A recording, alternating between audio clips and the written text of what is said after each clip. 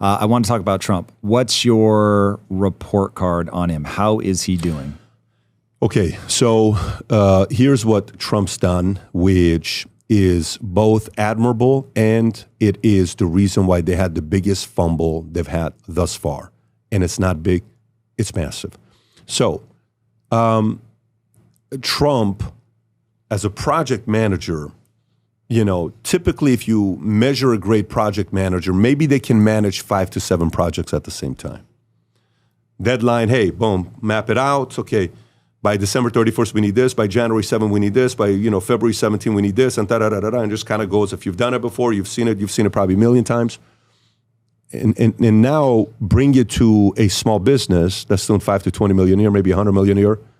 Now go, how many projects are they managing? Tariffs with 150 plus countries that they're managing, all the negotiation. What's the bandwidth of Lutnick to do it, Besson to do it? Oh my God. Travel, all the deals that they're doing. Then you have DHS, then you have HHS, then you have CIA trying to clean the house with what's going on there. Then you have Bongino, then you have Kash Patel, then you have Pam Bondi, then you have Borders, then you have Tom Homan, then you have ICE. Then you want to deport all these guys and the numbers you're trying to do and how tough it is to do that. Then you're trying to pass the big, beautiful bill. Then you're trying to do Doge. Then you're trying to get all these guys that are coming in. Then you're trying. He has so many things that they're hitting at the same time. He's trying to do in 6 months what 2 presidents do in 4 administrations, meaning in 2 terms each, 16 years. They've been trying to do that in six months. So high level of admiration to take on that much. What's the problem with that? When you try to go at that pace, you can't get everybody to communicate with each other to be on the same page when they go publicly, okay? Border crossings, lowest it's been, record-breaking, safer, okay? But all the people that are in, trying to get rid of them, you see what's going on with publicity on TV. ICE is this, unfair, look what they're doing, all the crying videos. The average person sits there and melts. And even if they voted for it, like, oh my God, I don't want to see that. I can't. What a cold-hearted administration that they have. So easy for media to run with that. And he told you, my number one is immigration. I'm going to be doing this, right? Russia. Oh, peace on day one. That didn't happen. Putin's not working with them. So that's very difficult on what's going on with him and Putin. And he's just calling out Putin. Zelensky took a minute to get the minerals deal. And right now, they're still, the other day he announced that they're going to give him weapons to fight against Russia because people are dying. Israel, Iran, that 1 week, that was the first time I ever sensed an element of hesitancy and weakness from the president while he walked up with J.D. Vance and Rubio, and I think it was Hexet, while he came up and he says, we just dropped this, and our B-52, they're on the way back when they had gone from misery the other way to confuse everybody. But you could tell, May God bless us, and and you heard his voice crack. I've never seen his voice crack. You can tell that's probably the moment where I had the highest level of pressure as a leader. I watched him very closely over and over and over again. And then you have this Epstein thing, which Epstein to me is probably the number one issue for MAGA voters on X.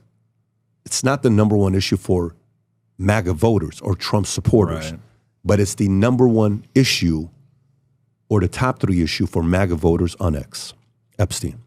The way they fumbled that is embarrassing. Whether Pam Bondi getting up there, oh my God, let me tell you what we found. And then Bongino, rumor has it, he may be stepping down because he's having problems working with, literally the word just came out a couple hours before you and I went live, and I walked into the meeting with you. And yeah, Bongino may be stepping down. And, interesting. So. Is there any reason why? I don't know. I'm sure we'll find out the story of it. But this was a reports are a rift between Bongino and Pam Bondi 3 hours ago. So who knows whether this is true or not, but it's trending, okay? People are saying major respect if Bongino actually steps down from the FBI for the handling of Epstein files. I kind of agree because it's been very, very bad. It's been embarrassing. You can't tell us all these decades we've had documentation on this guy, and then now you want to tell us that nothing happened. Come on, just kidding. I'm sorry, bro.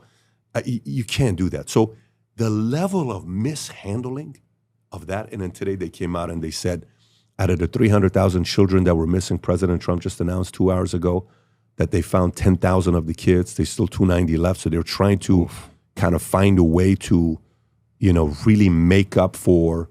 And the one thing I know about President Trump for a fact, you know who he is? My opinion, Tom. He's a guy that watches everything. Mm. You know how there's a guy that's like, doesn't watch everything? It's like, oh, what happened?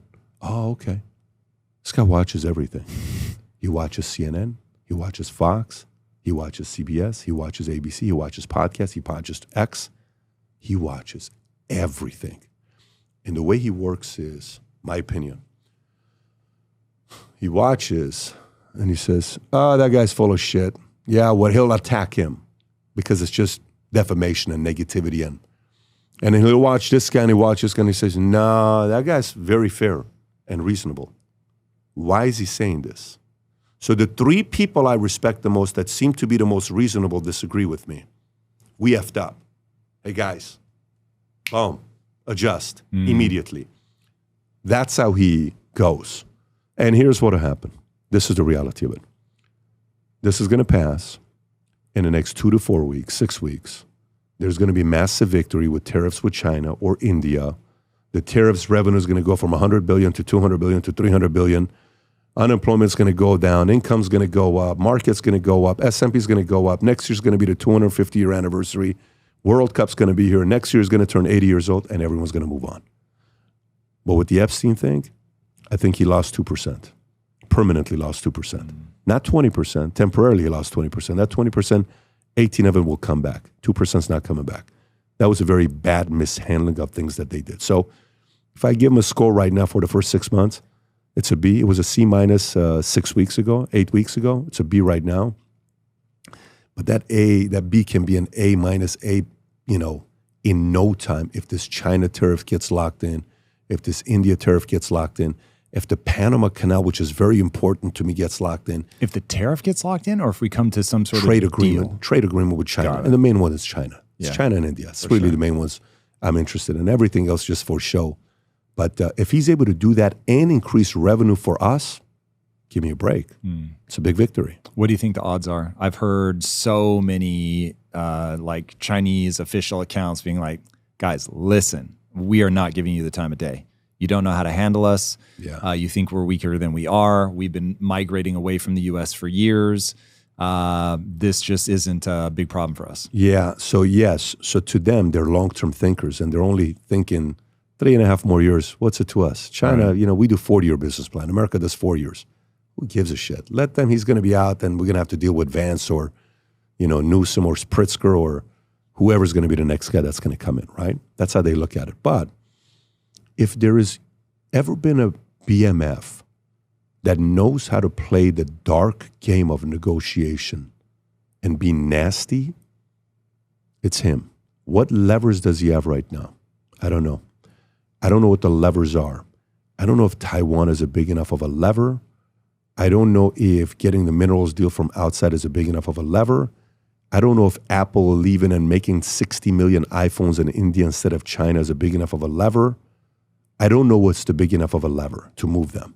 But he needs some levers. That's why, to us, Panama Canal is very important. Very. Because right now, C.K. Hutchinson owns it, and that's a Chinese-based company. And there's no way they're going to let them sell that to us.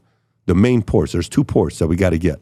There's no way they're going to. If they do, I think that's a very bad move on China's end. I hope they do. I hope they don't watch this podcast. I hope they're not watching what we're talking about.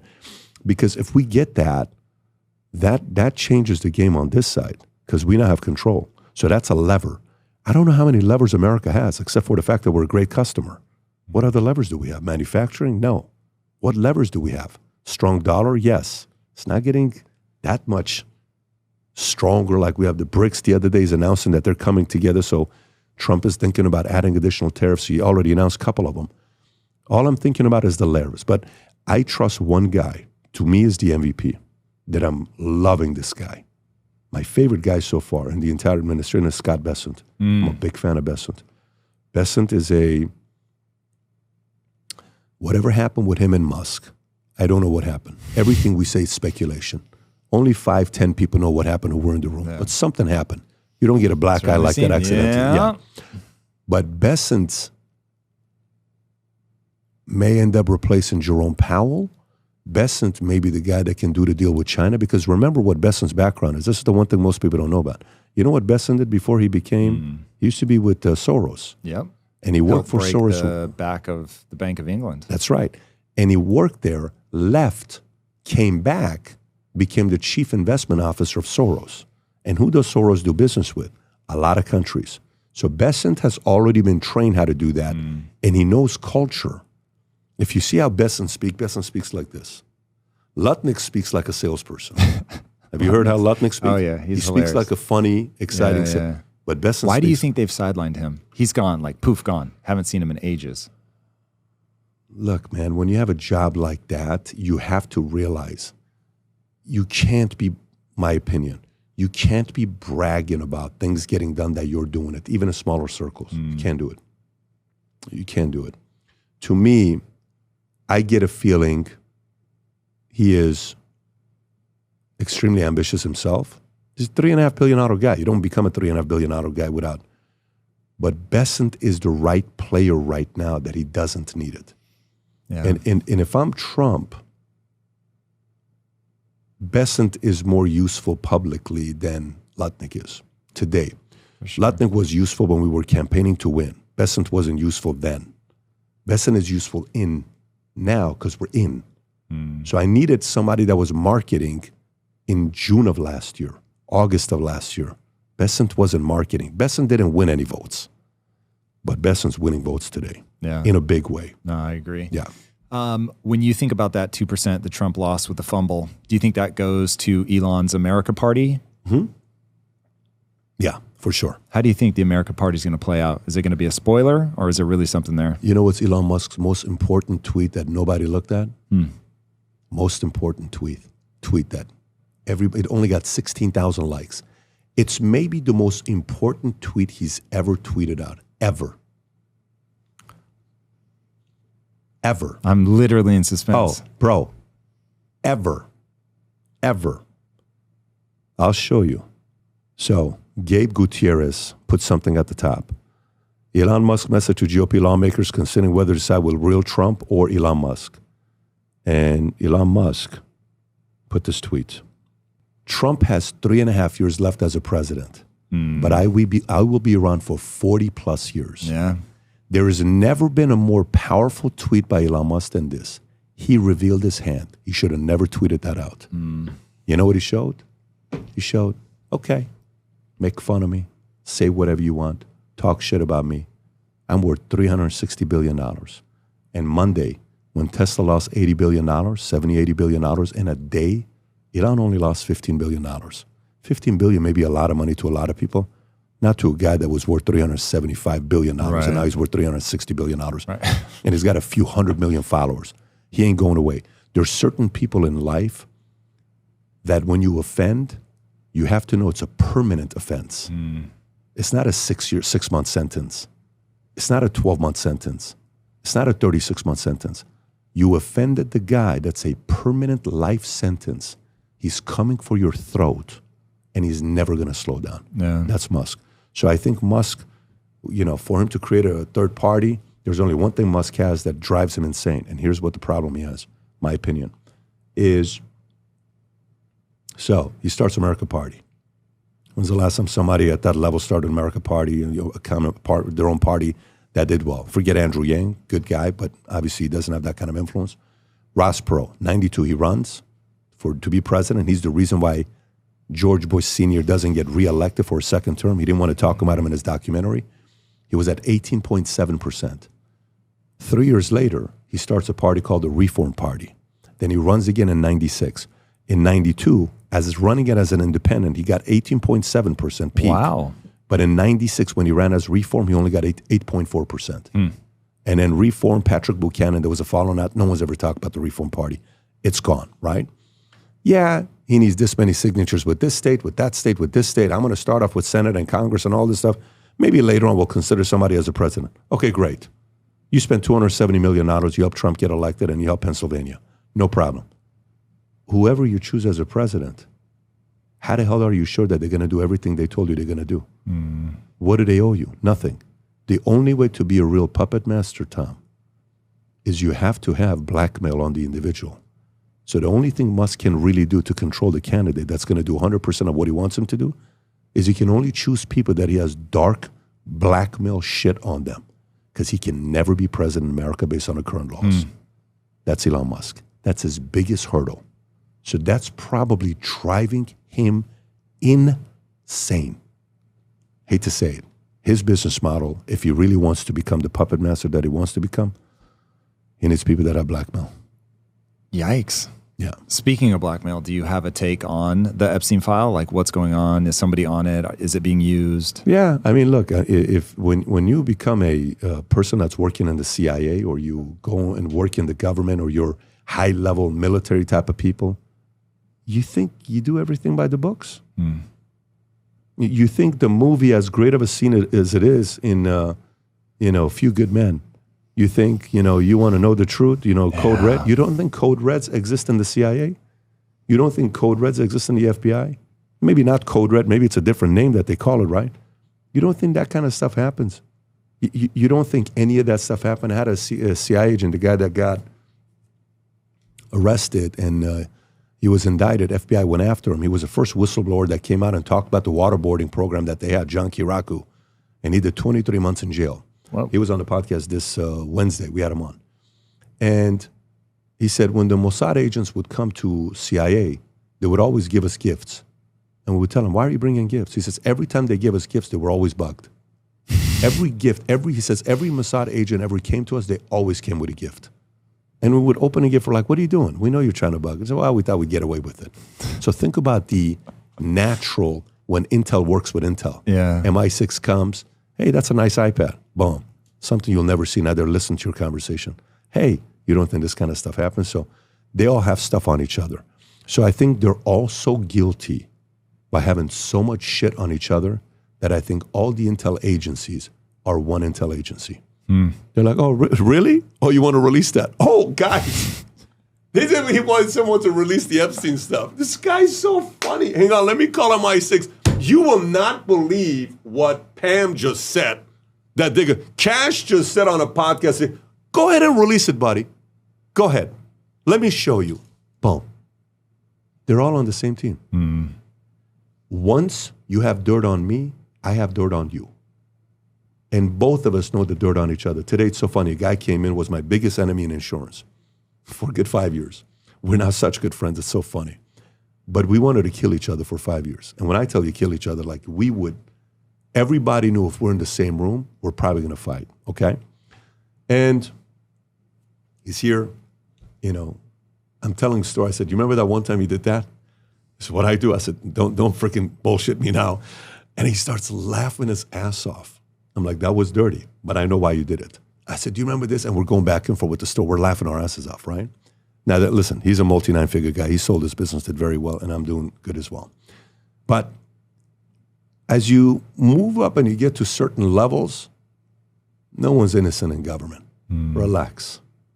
There's the TV stuff and all this podcast, people like us, we give our own opinions as if we know what the hell is going on, and we act all our audience like, oh my God, I like what these...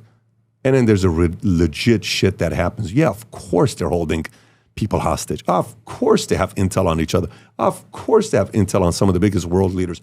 Of course they have intel on some of the biggest billionaires. Of course they have intel on some of the most interesting people in every single... You think they're going to give that... Diddy's going to go to jail. No, he's not. I said he's going to be O.J. Simpson way before he became O.J. I said it on the podcast a while back. He ain't going nowhere. You know all those things that he has? Who's going to let those guys go down? Who? Endeavor?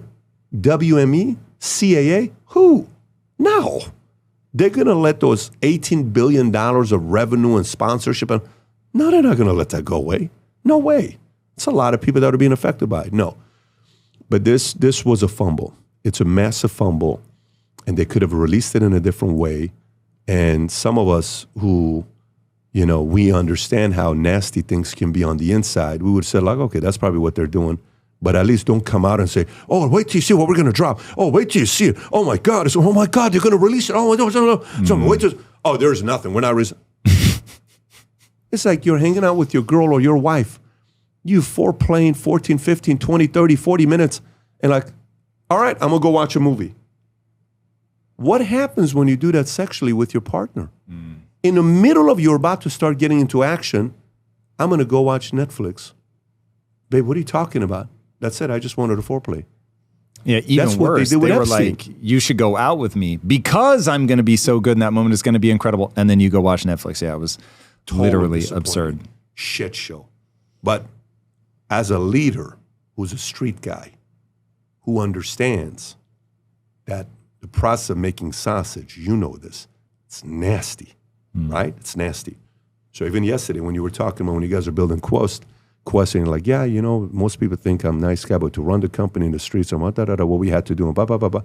Yeah, I mean, startup mentality is, can't describe it to some. You either experience startup mentality or you haven't. These guys are trying to do 600 projects at the same time, Tom. Think about the amount of stress they have working there. Like, when's the last time he saw his grandkids? When's the last time he had dinner with? Imagine you're one of the guys working for him. You're like, well, you're also, when are you going to come see the kids? The kid, you know, such and such had a breakup. He just had this. His girlfriend did this. His wife, you know, your granddaughter just did this. Oh my God, babe, I'm in Israel. Oh my God, I'm in Ukraine. Who wants that life? It's a very chaotic life, and they have a lot of pressure right now. A lot. Yeah, no doubt. We will return to the show in a second, but first, let's talk about getting the basics right. Take underwear, something you wear, hopefully every single day. Most companies can't even nail the fundamentals. The fabric falls apart, the fit is often horrible, the construction is cheap, most brands treat it like an afterthought. Skims actually got it right. You'll feel the difference the moment you touch the fabric. Soft but substantial, the kind of material that doesn't thin out after a few washes. The construction is thoughtful, seams that don't dig in, waistbands that don't roll, cuts that actually follow the shape of your body instead of fighting against it. Most brands pick one thing to focus on: comfort or durability or fit. Skims figured out how to nail all three. The result is underwear that feels as good at the end of the day as it does when you first put it on. Head to skims.com and check out their men's collection. When you order, make sure you tell them that I sent you. Just select podcast in the drop-down survey and pick our show from the drop-down. Again, that's skims.com. And now, let's get back to the show. What do you think is the most dangerous idea that's gaining traction in culture if what we want is a prosperous America? Well, I mean, you look at the financial capital of the world, New York City, okay? New York is known for having the most popular U.S. team that people know around the world, Yankees. New York is known for a certain level of pride, swagger, capitalism, the most billionaires. They got 123 billionaires. Big city, lots of pride, high rise, so much history, you know, all of that combined together. Now, the leading mayoral candidate is a 33-year-old, 34-year-old man, Zohran Mamdani, who is right now leading New York City for the mayoral race. He's at number one right now with 34%. Number two is Cuomo, who he beat on the Democratic side, but he hasn't dropped out yet. Then you have Chris at third, Republican candidate, and the existing mayor right now is at 11%. The messaging that's resonating with the audience that is wanting to vote for someone like that to win is a man who has been set on video that his goal is to seize the means of production. To seize the means of production was only written by an economist named Karl Marx, who that was his messaging, right? And you're not only saying that in a city like Chaz, Oregon. You're not saying that in Chicago. You're saying that in New York City. This is like the mecca of business and capitalism. But he's getting traction. Why is that? So then when you look at on some of the positions he's taken for cops, where he said, 5 years ago, cops are the equivalent of, the most racist people that we have in America, and we need to defund them, and this is enough. And then you look at New York City, back in 2000 compared to today, in 2000, New York City had 40,000 full-time NYPD police officers. Today, they're at 32,000. Oh. So it's dropped by 20%. The population has increased by 500,000 in the last 25 years. So you have a bigger population, but you've lost cops by 20%. It's not as safe as it used to be in the past before. And then you're getting somebody that's coming in that's against it. At the same time, while they have a record-breaking, most NYPDs just announced they're retiring. This year compared to last year, 1,555 are retiring, and they're just calling it quits, I'm out of here. Last year was 1,069. So it went from 1,069 last year, give or take, to 1,555 this year. And so these ideas that you look at, and we never think it's going to happen to a city like New York. If you go back 80 years ago, 70 years ago, Detroit was where the richest people in the world lived. Per capita was known as the richest, if not top three. And nobody thought anything was going to happen to Detroit. Bad policies destroyed the entire place. So I think when you get a guy that's pitching socialism, communism, in the capital of capitalism, and it's resonating where they want him to be, possibly the mayor of the town, you have to be paying very close attention to it. This concept of new generation that's coming up, the new kids that are coming up. We had this conversation last night about Gen Zs, maybe a little bit tougher where they can kind of do something about it. But for me, it's amazing that after all these decades of us seeing that communism doesn't work, socialism doesn't work, that idea is resonating now in the number one city with the most capitalist billionaires. Very weird. Very weird. Why do you think this moment makes probably mostly millennials open to the idea? You know, it's a love affair. It's a romance. It's the idea where, you know, when I was a kid, my parents got a divorce. I'll never forget that every night I would see at 8:15, my dad would walk up per stairs, and I knew he was there. So I romanticize with my mother and my father being together, okay? And it's this idea of, oh my God, one day again, they can be married together. You know, every year as a boy, I was like, no, this is going to be the year. They're going to come together. No, they're going to come together. No, they're going to come together. And you're like, is that even a good idea? I don't think it is. I don't think it's a good idea for this to be taking place. And this young girl who went viral last week, who used to be a staffer for AOC, that helped AOC win when she was 26. She's now 33, 34 years old.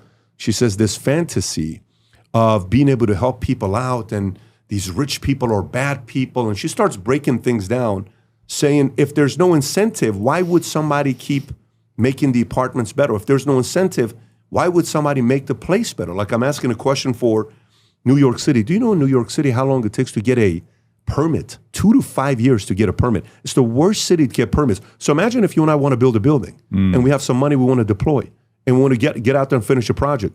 You're sitting there waiting 18 months on a permit, 24 months on a permit. The permits needs to go. One of the biggest, most important qualities of a city that expands, like Austin, permits goes like this. Houston is 6 months. Austin is 6 to 12 months. New York is 2 years to 5 years. Jesus. That's insane. So when you watch some of these ideas and the newer generation, the younger, no, I think we're going to do it better. I think we're going to do it right. And then it takes 5 to 10 years to see what happens there. But for me with New York, that's kind of confusing, is after COVID that happened, 2 cities, 2 states lost the most money. And we know this number. You and I have talked about this. New York lost $1 trillion of wealth under management. Lord. California lost $1 trillion. Californians went to Texas. New Yorkers went to Florida, okay? And now in Florida, when we're running into a bunch of different people, these are New Yorkers. So a lot of those job creators that left phase 1, they left to come down here. If this guy gets elected in New York, Ryan Serhant, who is one of the bigger realtors, you know, the guy that sells $100, $200 million homes, he says the moment the momentum was announced that he beat Cuomo, all my clients are calling me, telling me we're either moving to the Hamptons or we're moving to Miami or Florida. Look for a house for us. Pause those deals. Yeah, it's crazy. So to me, when I look at this, it is an echo of the economy. When people, they can feel that something is wrong, but they don't know what the physics of money are. So they have no idea how the economy has left them in this situation. But if they can't afford housing and inflation is robbing them of their buying power, and so many of them have gone into a tremendous amount of college debt, I get how we end up here, but there is a quote that always scares me that this generation does not understand, which is that the miracle is not redistribution. The miracle is the creating of the capital. And I think it was Musk that said, once you realize that a successful company is a company that can create something that outputs something more valuable than the inputs. And it's like, that is a miracle. But I think today people are so blind to how economics works that they don't even understand that the government doesn't make money. The government takes money from the makers who create these machines that output something more valuable than the inputs, and then they employ people, and then the government swoops in and taxes those people. And so every time I hear solutions where it's like in some way going to unduly encumber those people, I'm like, they'll leave, as history shows that they will. That makes sense, right? But to me, some of the stuff that keeps, you know, patterns coming back up. My son right now is at a camp for a few weeks. Last night he calls me. We haven't spoken for 4 or 5 days. And I talked to him, like, so how you doing? He says, oh my God, Dad, I am so excited. let me tell you all these kids I'm meeting, da, da, da, da, da. And he's kind of going through the process. And I'm remembering the first time I'm away from my family and how this is my chance to show up to my dad that, guess what? I can hang, I can do my thing. And you're letting him go through it. But now as they're going through this process, he's also going to have to figure certain things out on his own. Unfortunately, every generation, even though we understand capitalism in a different way, they're going to go through it. Every time we have babies, this next generation, they're always going to start off as being socialists or communists or coming from a place of rich people or bad. Why? The greatest monopoly we have in America today that still hasn't been addressed, it's the biggest monopoly. It's the biggest monopoly and regulators can't do shit about it. For every one pro-capitalist, pro-conservative professor in school, there's 13 that are on the opposite side. Yeah. For every one. So you got 13 to 1. Typically when AT&T went through the monopoly law or they were looking at Facebook to kind of trying to break them apart or Google or some of these companies in the past, you get to the 50-55% number where you have the market share. Like Apple is flirting, like smartphone, they're flirting, right, with that monopoly that they have. What do you think is going to happen when we send our 4 kids or 2 kids or 3 kids to go to school for 4 years to be around people that hate billionaires, that can't stand rich people, that don't believe in what they believe in? And the books they recommend to the kids are Communist Manifesto, and they're teaching that to your kids. And then you're around other kids who either have bought into it or they're about to be bought into it. What do you think is going to happen when they're in that environment?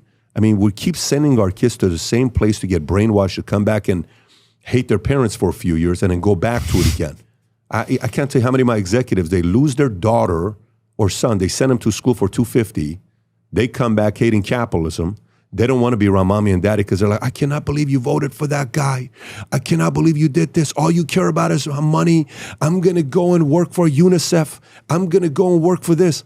And then you lose your kid for 5, 6, 7 years, and then they show back up. You're like, why did I spend $200,000 that I worked my ass off for this kid to go to school to come back hating me? Like, for example, if I see your employees and you're not around, I come to your place. My job is to say, listen, you guys are lucky to work with Tom Bilyeu. Let me tell you why. Do you know this is a guy that's a relentless guy?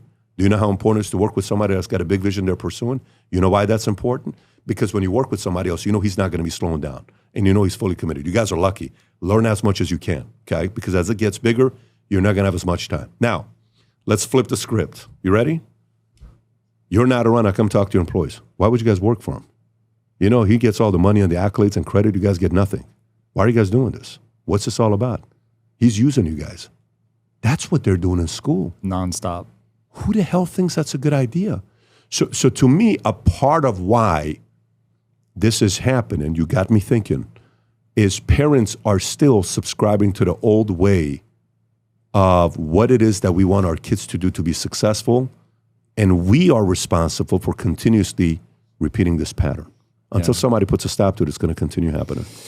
Yeah, and I think it happens largely invisibly to the vast majority of the public. But if the whole idea of the long march through the institutions is sort of one of the ultimate conspiracy theories that whatever the French back in the 40s, 50s decided this is how we're going to do it. We're going to take over these institutions. They did it. It spread to America. It happened here as well. It's Thomas Sowell, I think, sums this up really well, that the last 30 years, though he said this 20 years ago, so the last 50 years have been marked by exchanging what works for what sounds good. And because it sounds good, especially if you're young and emotive and you're just wearing your emotions on your sleeve and you want to matter, all these ideas sound phenomenal. The bad news is they don't withstand the test of time. And so when a country ends up crumbling, it's far more dramatic than people realize. It happens all the time. It happens to big countries just like America. I mean, unfortunately, history, when you look back, it is just a never-ending stream of countries that at the time seemed impossible to fail. They fail, it's a bloodbath for a generation or two, or in the case of Argentina, 100 years of essentially being in the economic hinterlands. And so these ideas have consequences, and they definitely play out very poorly. And I think the next 10 years for us in America, a different phenomenon, but there's going to be something that plays out that's going to force America to decide, who are we? What are we willing to publicly say? This is what it means to be American.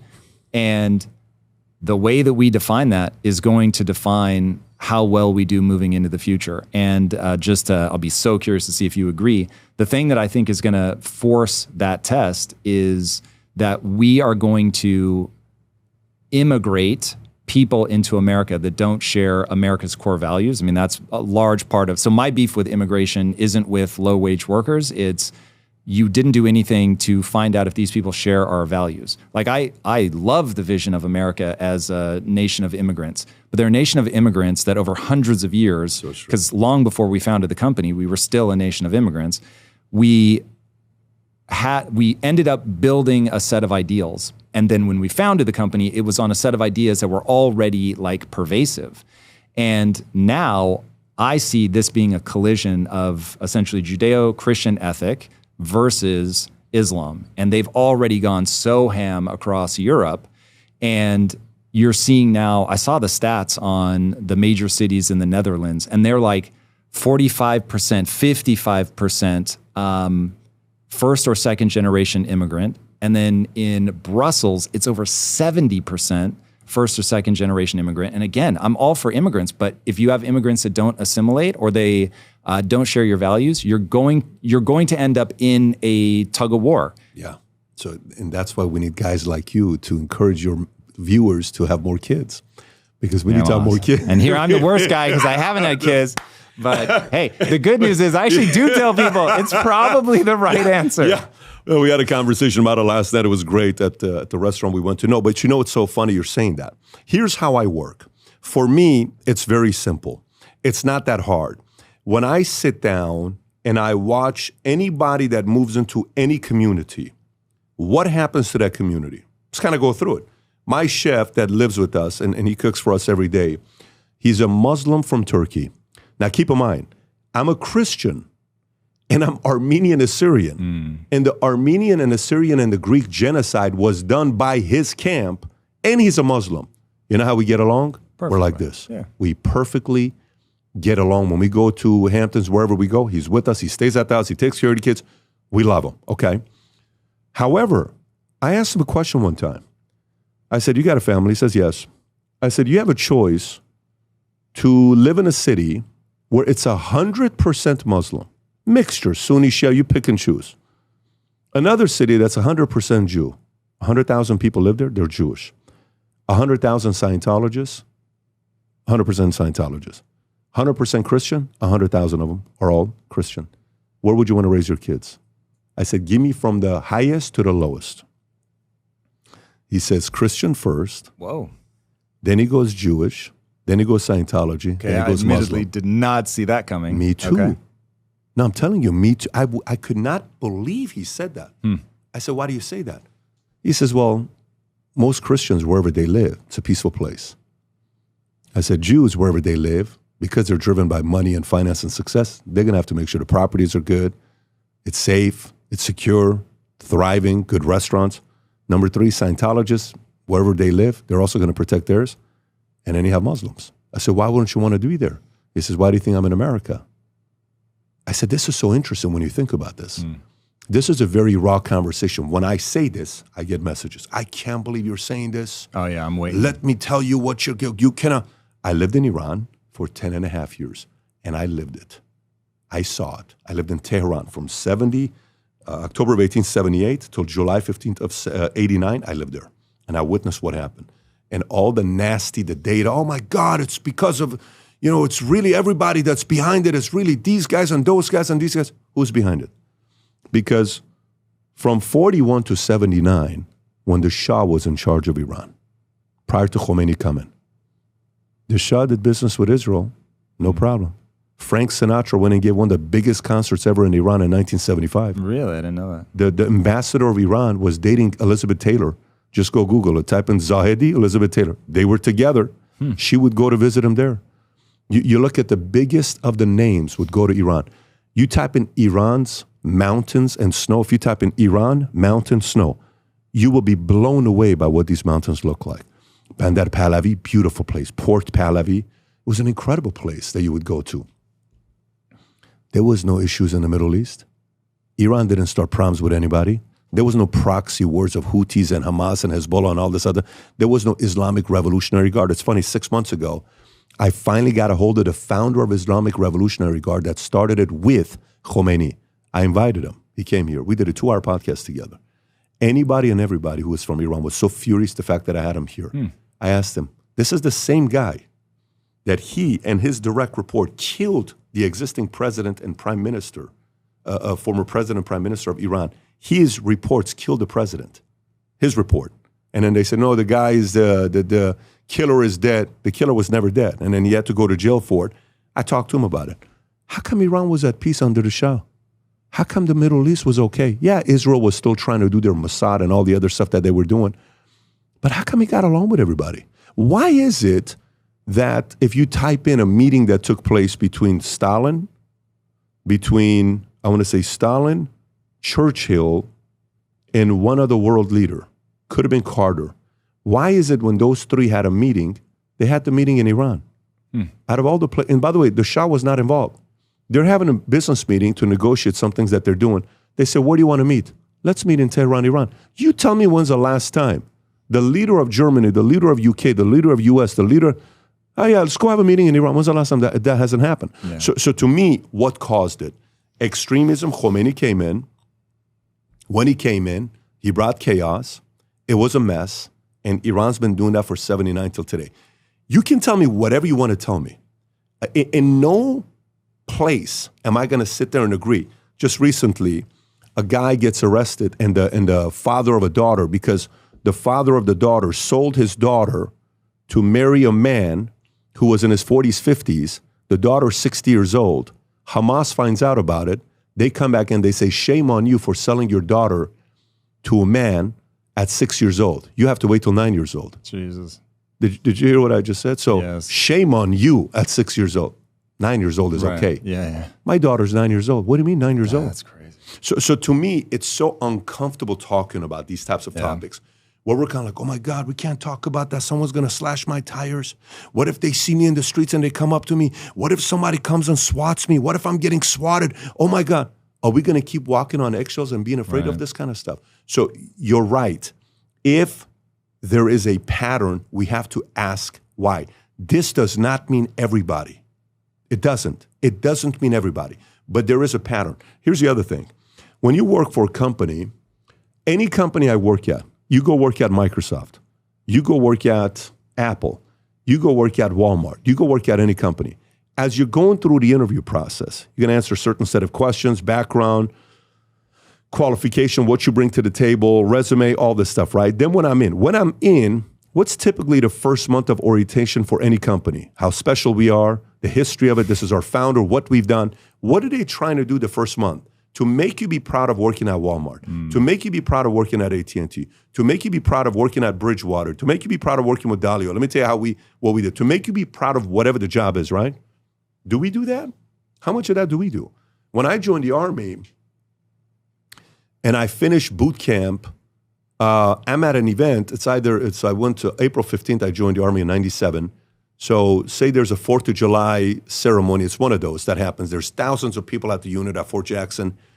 And I'm standing, I'm watching everything. And then I'm seeing men and women cry. I'm like, damn, that's an E8 crying. That's a Chief Warrant Officer 4 crying. That's a captain crying. What's going on? They lost a friend, they lost this, they lost. I'm like, damn. I get to my unit.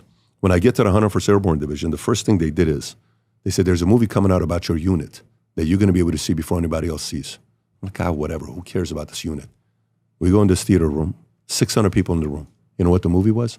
Saving Private Ryan. Whoa. We watched the movie before anybody else saw it because it was about the 101st Airborne Division. Wow. By the time the movie was done, I was so proud to be part of the 101st. So to me, America needs to do a better job selling America and expecting you to love America. Yes. Expecting you to be proud to be an American.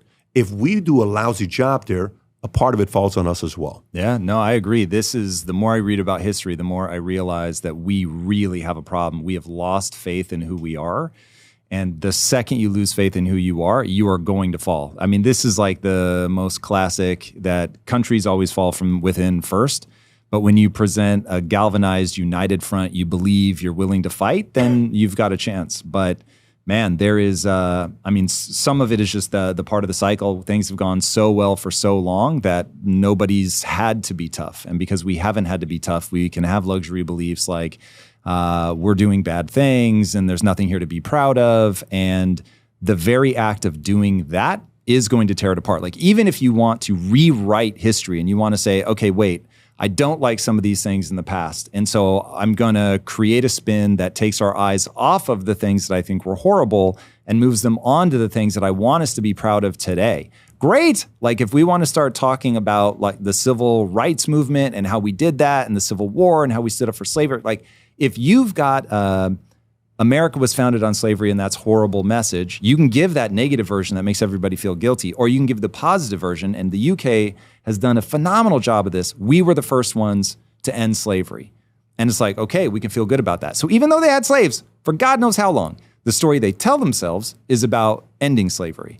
We should be telling the same story. Like, I agree, slavery was terrible. However, whatever story we tell ourselves is going to be the thing that becomes part of the national identity. It's going to be the thing that gives us the energy to either fight for who we are or to be like, well, I'm guilty and I feel bad anyway. So the person that comes in with more energy, they're going to be the ones, whether I like it or not, whether I agree with their values or not, they're going to be the ones that take over. It's true. It's true. We'll get back to the show in just a second, but right now I want to talk to you about how banks make money off of your mistakes. Banks love it when you overdraft. That $35 fee for buying a $6 iced coffee when your account is short is pure profit, baby. Cash App does more than you think when it comes to having your back and making sure your money stays your money. If you direct deposit at least $300 in paychecks each month and use the Cash App card for purchases, you can unlock up to $200 in free overdraft coverage. If you overdraft unexpectedly, there are no hidden fees. For a limited time only, new Cash App customers can use our exclusive code to earn some additional cash for real. Just download Cash App, send $5 to a friend within 14 days, and you'll get $10 dropped right into your account. Just use code IMPACT. Terms apply. That's money. That's Cash App. Cash App is a financial services platform, not a bank. Visit cash.app/legal/podcast for full disclosures. This has been a paid advertisement. And now let's get back to the show. Now, the question becomes selling. Who needs to do the selling? Who are immigrants with the most when they get here? Who are the parents with the most when they get here? Who are the kids with the most when they get here? What percentage of teachers sell America? What percentage of teachers sell the greatness of America? How do they sell it? What do they sell about it?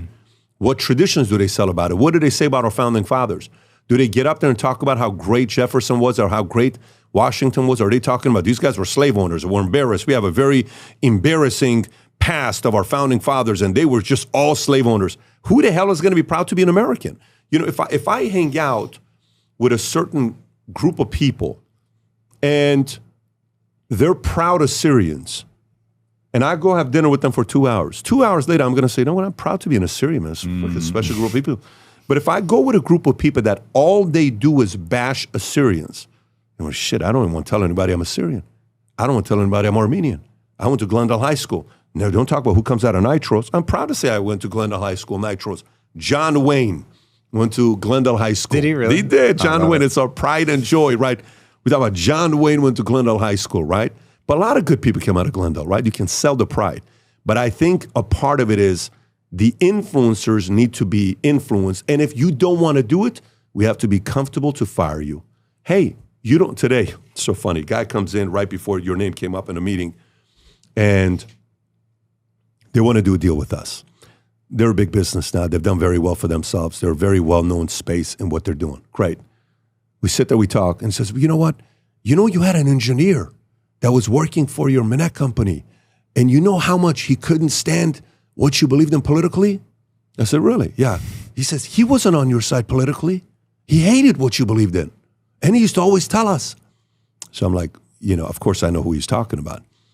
And he's no longer with us. You're not going to be able to stay in a place like this if you're not proud of the vision that we have. But if you're not, we got to cut you.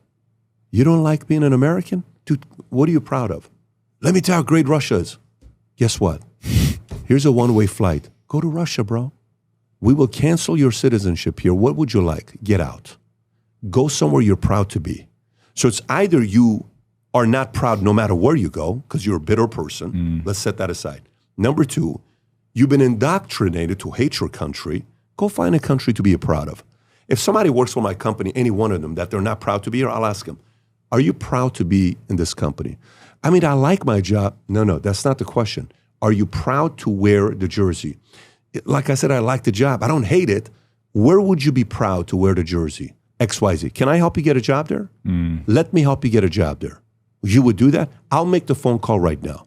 They're shocked. I'll make the phone. You want me to call them right now? I'm going to call them and tell them how great you are. Who's the person? Oh my God, I can't believe we're doing this. Give me the phone. Hey, Johnny, this is Patrick Bet-David. I'm the CEO and founder of High-Attainment. I got a guy that's very good who's with me, and we'd love to keep him. But let me tell you, when I asked them what's the number one company you'd want to work for, it's yours. Would you be willing to take an interview for him? Oh, absolutely. Of course, PBD. No problem. He's coming to you. You got an interview, go. Why would I want to have somebody work here that doesn't want to be here? So if you're in America, you're not proud to wear the hat, the red, white, and blue. Go somewhere where you're going to be proud. But how do we do that? Because well, we can't do that. That's the problem. Legal immigration is complicated to do that. However, one of the things is a test where at least you push. There's the door. Well, no, I don't want to leave. Well, then guess what? Be proud. Sell America. Be proud. Start selling the goodness of what this country's done for you. We ourselves, I think all of us. Does that have to be an invitation, though? Because I worry if you do that one from a place of aggression, you're going to end up, especially now in a populist moment, you're going to get like the bitter battles. No problem. What's the alternative? What is the alternative? You want to go to the alternative? Look at what's going on with UK. I know you said we're the first slave owners. Last year, the number one name for a boy and a child in London, 2 years in a row, I believe, is Mohammed. Was that the case 10 years ago? So what happened with them? UK's lost. UK is not going to be the UK what they were before. London used to be the financial capital of the world. Now it's New York City. We keep thinking it's not going to happen. And the part that we get a little bit hesitant about is we worry, what if we offend? What if we upset the mob? Like, for example, one day guy comes to me and I said, can I have a private conversation with you? No one's ever going to know you and I had this conversation. I just want to give you some feedback if you're open to it. No problem. He comes to the office. We sit down. I said, I think you're one of the best communicators out there. Maybe better than me. You're a very good communicator. I'm just telling him he's a very good communicator. You know who this guy is. I said, but I got to tell you, bro, you are so bitter on the way you talk. And I sense the bitterness. And that language that you have right now is going to mess up on a lot of opportunities you could have. You got to change that language because you're not heading the right direction. Oh my God, all my numbers are up. Oh, really? Yeah. Oh, okay. No problem. Tell me your numbers. Let me tell you what we're doing. I said, all right. So say how you define a good audience. What do you mean?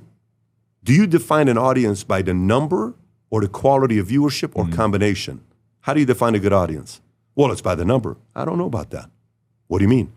I said, well, I had a guy that would send me 100 insurance policies a month, of which only 20 were good. But I had to do the work of all the 100. And the other 80 was all bullshit. He wasn't sending me the best insurance policies a month. It hurt my company's numbers. And I lost a couple insurance carriers. And then I had another guy that would send me 50 policies every month, of which 40 of them were all good, and they would place. What's better quality business? The 40 on 50 or the 20 on the 100? Where are you going with this?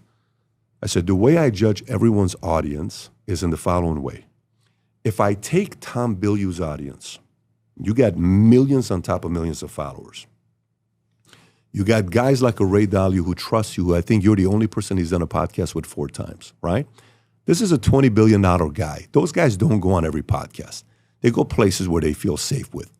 But you've had Shanahan, you've had politics, you've had controversial figures, you've had a lot of different people. If I took your 20 million followers, whatever the number that you have, and I brought it down to 100 people, what does that room look like? My assumption, you're going to know it better, but I would see a bunch of professionals. I would see doers. I would see guys that are percentage is going to be probably crypto and NFT and AI. I would see probably percentage that's going to be Marvel, interest in cinema, Disney, like that creative side. I would see a big, business side. I would see quite a few billionaires that would probably watch your podcast where we're going to be like, wow, there's 7 billionaires in the room. And there's okay, what percentage is male? Okay, 82%, 18. Wow, okay, a few husband and wives. That's the audience, okay? We can sit there and worry about what the mob is going to say. I want that audience. Another person, you break down their audience, and it's a bunch of complainers, whiners. It's his fault. It's that guy's fault. Low-level calibration. If you look at power versus force, our guilt, blame, apathy, grief, pride, ego, anger, resentment, all of that. I don't want that following. So do we want them to come to America? Is that what it is? Just how many people are going to come to America? We just have to say, this ain't the place for you. And we have to be comfortable talking about that. I think it's not easy for everybody. I totally get it. I'm a little bit in a different place where I broke through the mold and I said, I'm not going to stop talking about it. Right. I'm going to talk about it. And some people are not going to like it.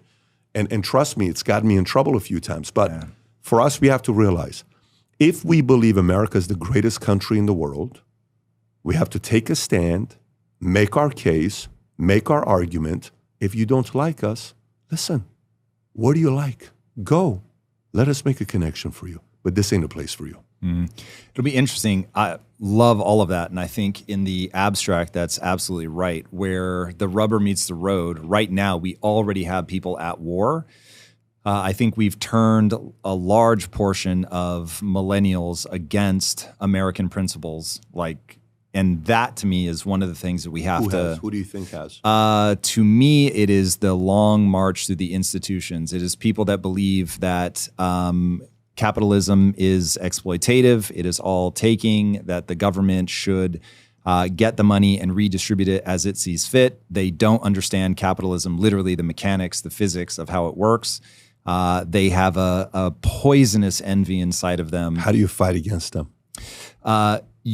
Young people simply want a positive vision for their life that when they deploy, it actually makes their life better. And the most dumbed down way to say it is if you give people a set of ideas that make them feel expansive, you've got them forever. If you give them a set of ideas that makes them feel contractive, you can get them behind you, but it's not going to be, you're leaning into the bitterness and the anger. So it becomes what percentage of the resentment, the bitterness, the envy community you think you can shift their way of thinking to your way of thinking? Well, so here's the bad news. I believe you give up on adults and you focus on young people. So young people are not infinitely malleable, but they're so malleable. It's wise of any society to protect the inputs in their children. There's one big problem. Who influences the young people? Those adults. They're the professors, Tom. They're the teachers. They're the ones that work in HR. No, this is They're the ones that are sitting there and saying, it's not fair. You should let them work from home. You should let them do this. They're the soft community. Yeah. You're not going to win those people over. They are some of the most difficult people to convert into a different way of thinking. It takes many, many years. And from my experience, the envious, the bitter, the resentful, the entitled, maybe you can convert 1 out of 5. Their way of thinking. It's an 80% losing proposition. So for us, if I have, let's just say I'm running a state and I send a test and I make it a requirement to find out who's proud to be an American, who's proud of their state. Why would I want teachers who have influence over my kids to be selling hate to my kids? The current tenure system allows that to happen. Mm-hmm. It's a catastrophic system. Correct. So you can't fire those guys. So what are we supposed to do? Are we seriously supposed to just sit there and take it? Are we also supposed to sit there and think this is going to change? How is it going to change? It's not going to change.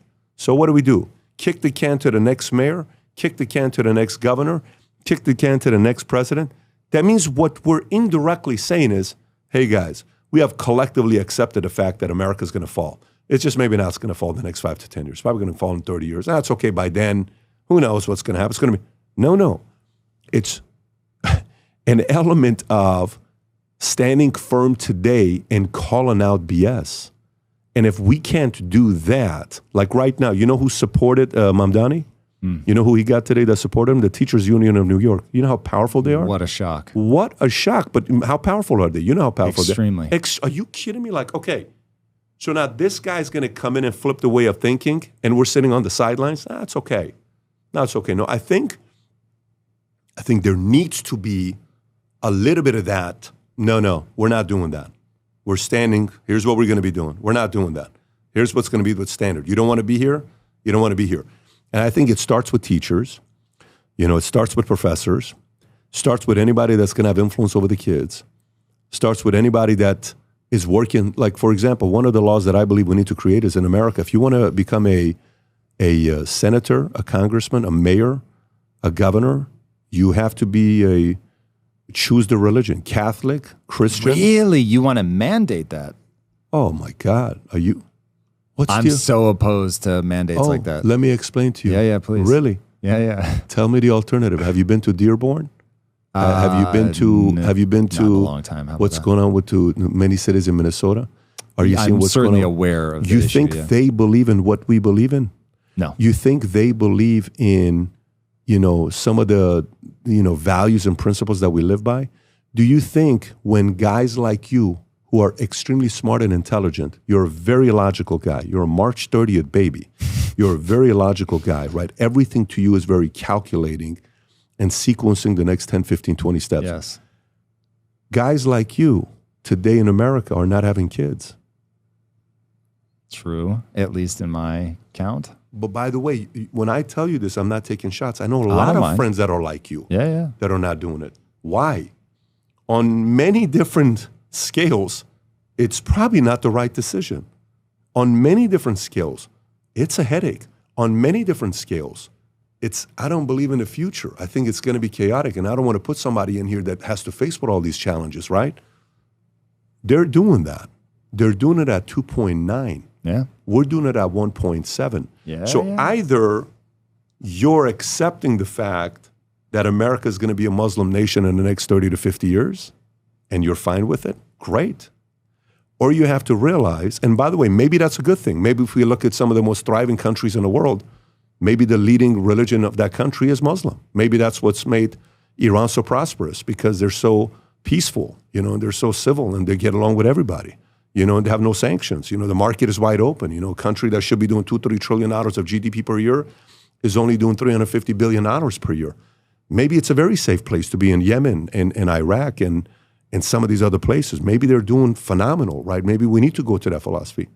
Or maybe we already have the data on that, and we've seen what's happened. So maybe we as Americans need to realize it's so not popular of an idea. What the opposition, the only way we can have the certainty to say what? No, I'm totally against that. Then guess what the only opposite message of that is?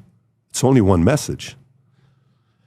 I had a guy on a podcast this week. His name is Dr. Taylor Marshall, who's a former priest, Episcopal. Am I saying it correctly? Episcopal? Yeah. Episcopal Church, yeah. Episcopalian, yeah. So he went from that to being a Catholic, traditional Catholic. He's been a Catholic for 19 years. I asked him, how many kids do you have? He says 8. He says, previous marriages? No, 8. Really? Let's go. Yeah. Why 8? I'm Catholic. Got to make up for me. Yeah, but you watch what he says. I said, how many people do you know that? How many people you know that have 8 kids? Same husband and wife. How many do you know? Yeah. Literally 0. I don't either. So I'm sitting there, I'm like, dude, I don't know. I know you now that you got 8 kids. I said, how many do you know? He said, at least 30. I said, you know 30 people? He says, yeah. Friends? How? Wow. I'm a traditional Catholic. Traditional Catholics, we average 4.6 kids. Not bad. So we pulled up Catholic, it was Shout out to the 2.1, Catholics. but traditional Catholic was 3.9 to 4.6. Yeah. So he's got 8. Okay. Unless if, Tom, we are going to go on the greatest baby-making machine run of next 30 years, where America's going to average 6 kids per, where we are so confident that the future looks bright because we're the ones having the babies. If we're not doing that, what's the alternative? The alternative is America in 30 years is going to be a majority Muslim nation in 30 to 50 years. Yeah, That's what's going to happen. That's what I'm saying. Yeah. The next 10 years. So what's your solution, though? What's your solution? Well, so I'm my curious. solution is very much we have to, as a nation, say this is exactly what we stand for. And I think the only way that that's going to be enshrined in law, because I don't think you can look back at the people that are already here if they're here legally. We have to say immigration is a game of recruiting. We want to go out and find the best and the brightest, the people that are what I call foreign-born Americans, people that I don't care. It may be that we import exclusively Muslims, but they're Muslims that believe in what I'll call the American way. So they believe in freedom. They believe in maximizing liberty, private property, the individual sovereignty, like all the things that make America, the American spirit, hard work, discipline, self-reliance, all the things that make America America. Do you see a common pattern where they agree with our values? No, I would say right now the easy way to parse it is that is a misalignment, but I'm just saying I want to make it clear that I think this is a values question, not a color, religion, creed question. It just so happens that you will find some disagreement. You'll find disagreement at unusually high proportions when you just look at the religion versus religion. Are you convinced if we go the way we're going right now, it's just a matter of time where the Ilhan Omar, the Zohran Mamdani, all the names that we are getting right now, they're going to multiply exponentially on Christians and all the other Catholics, Jews, whatever other denomination, LDS. Are you of the mindset that they're going to exponentially grow at a much faster pace than everybody else the next 2 to 3 decades? As of right now, yes. So what signs do you see that any of that could possibly slow down? What data do you see that any of that could slow down? I don't see data that says that's going to slow down. Okay, so if we know, and you and I trust math, you've built a billion-dollar company, and when you're building your business, when you're smaller, and you're seeing exponential growth, and then all of a sudden you go into the compounding effect, you have a room where you're like, guys, I think we're about to blow up. You know that feeling when you have, right? Okay. Everything paints towards they're exponentially growing, and they're eventually going to be running mayors in many cities. Locally, they're buying any church that opens up and turning it into mosques. They're doing that in Texas with the Epic Center. They're doing that all over the place. Yeah. So then how do we protect the values and principles that we know built America into the greatest country in the world in the shortest amount of time? Next year, we're going to celebrate our 250-year anniversary, our birthday. How do we protect that? Well, for me, the answer is the people that are here, they're here, and that is what it is. And so if Muslims now outbreed us, then game over. Then let them beat us. Yeah, for sure. Okay, so you're from the standpoint of that if they beat us, let them do it. I would not say the word let them do it. I would say But you what have would to you do understand to that you're fight in a against it, though? competition. So, But how do you fight against it, though? You said, I would say not let them do it. the So how would answer you is not? very straightforward. So number one, you've got to make sure that you're incentivizing people to have kids. So you want to culturally incentivize it. You want to financially incentivize it. But I would say across the board, the same should apply for somebody. If you've got a Muslim here that's here legally, everything should apply for them. Are you that thinking I'm applies saying for us. sending them home? Because that's not what I'm saying. No. Oh, I'm okay. saying, so you've got that. So you've got even just the people that are here now, if they, whatever group outpopulates, it could be the Catholics that end up just absolutely taking over, which is my whole theory on, we've imported so many Hispanics, but they're mostly Catholic. So it's pretty easy for them to assimilate. So you've got that, just the people that are here, we're already in a race for like how many of what are going to be around. But the way that I think this manifests, we need to literally state these are our American values, and then we need to recruit, AKA go out and immigrate people that match that setup. I think we want the best and the brightest from all over the world. I think that we want to find people that are pointed at the technology is just an easy one to look at, that are going to be able to help us build the technologies of the future, that have the desire to assimilate, and you bring them over that way. Yeah. For all of that you said, that sounds great, okay? For us to get America to decide to all of a sudden have a bunch of kids, that's going to take a couple decades for them to buy into that. It's not going to happen overnight. The other thing is, My concern is policy making. If you want to live here and we're making the policies, or Americans are making the policies, no problem. But if you want to bring your way of thinking from your country and Sharia law here, we can't do that. Well, now you're getting into the actual policies and things like that. Well, that's the part of people getting into office. And so I think that it's just, this is a big problem that will have to be broken into chunks. How do you do that? Well, so I want to get one more topic here before we go. For it, yeah. But to button that one up, I think it's just going to have to be dealt with. There's immigration, there's having children, there's establishing values. Like all of that stuff's going to have to play out. And then the thing that you put your finger on earlier, I think is arguably the most important, which is who has influence over kids. And looking at that, what is the ideology that they're being inculcated with? They will be inculcated with something. And so I think that we have to, like, when parents are being treated at the school board like domestic terrorists, you have a problem. That's a 10 alarm fire. Like that is a level of insanity that I don't even have kids. And I'm like, what is happening? But a lot of people are afraid of having it for that reason. The average person can't put kids in private schools. The average person can't afford to pay $2,000 a month for private school. $2,000 a month private school, that's $24,000 a year. Pre-tax money, that's $36,000 a year. You have 3 kids, that's $108,000 a year. Pre-tax money. If I'm making $200,000 a year, what? Half my money is going towards, how am I make my mortgage payment? I mean, it almost like to be able to live the life, to be able to protect the values that my kids are going to be taught, I need to make $350,000 to $500,000 a year. It's not what the median income is right now. 90%, 95% of parents are probably going to put their 90%, they're going to put their kids in public school. They don't have any leverage over it. You can't go to the school and say, you can't teach what you're teaching. Oh, yes, you can. And they're going to have to. Well, a lot of people are trying to, but in blue states, blue cities, they're failing miserably. This is not easy. Yeah. Yeah. All right, brother, this has been incredible. Where can people join you? Join me. If there's one thing I would say is they may want to download Connect app. That's the only place where I respond to 100% of the messages. It's a place where it's a app you download. You pay for a text, you pay for a video, you pay for a phone call.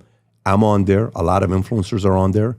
But that would be the number one place that I will personally respond to any questions. Connect. Connect is spelled MINNECT. It's like, do you have a minute to connect? Let's connect. Heyo. I love it. All right, brother, thank you. Anytime. Thank you. Everybody, if you have not already, be sure to subscribe. And until next time, my friends, be legendary. Take care. Peace. If you like this conversation, check out this episode to learn more. America feels broken. Division, distrust, massive inequality, corrupt elites, and a debt problem that will bankrupt us. Everyone has their theories. Political streamer Destiny sees the world very differently than I. And my goal in sitting down with him is to get